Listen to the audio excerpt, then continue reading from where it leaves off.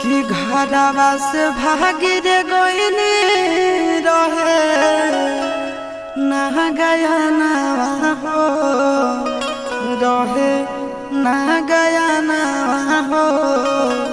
कि जोगिया बन के अहिनी अपना गावन हो किया हो राम जी माई से गुदरिया ले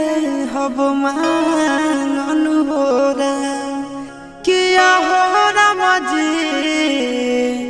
अमर होई जोगावा रमा बलु हो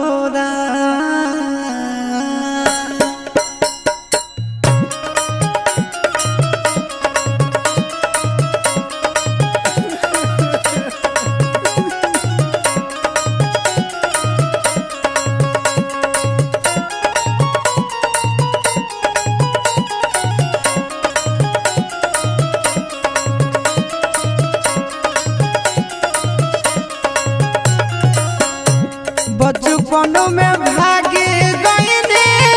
छोड़ के घर दुआरवा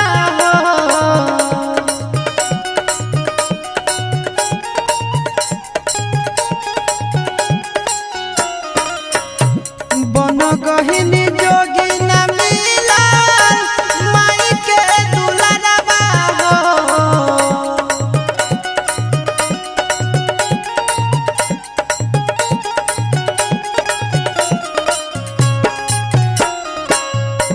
बचपन में भागी रे गईने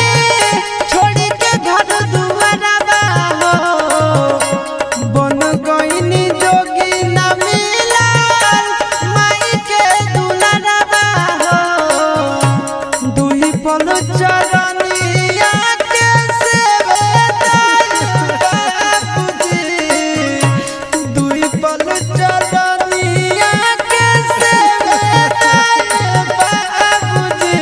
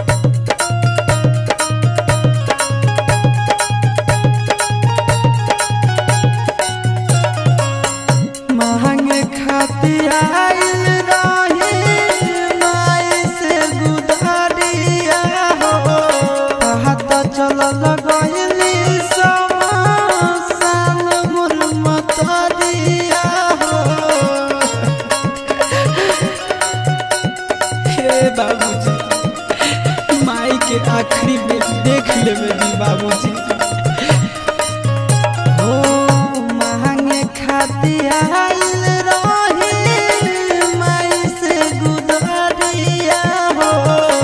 पता चलल गइली समसान मोर मथरिया हो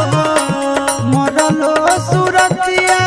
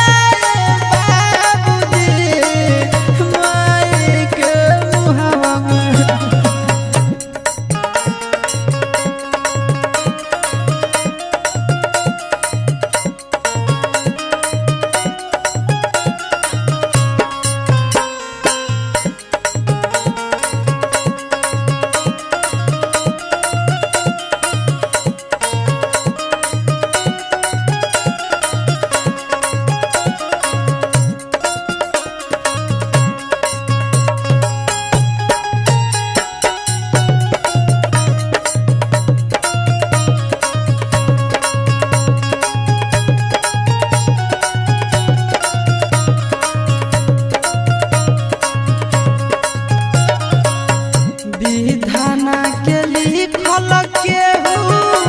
कैसे मिटाई रामा जेकर जब बुलावा आई उ त चल जाई रामा।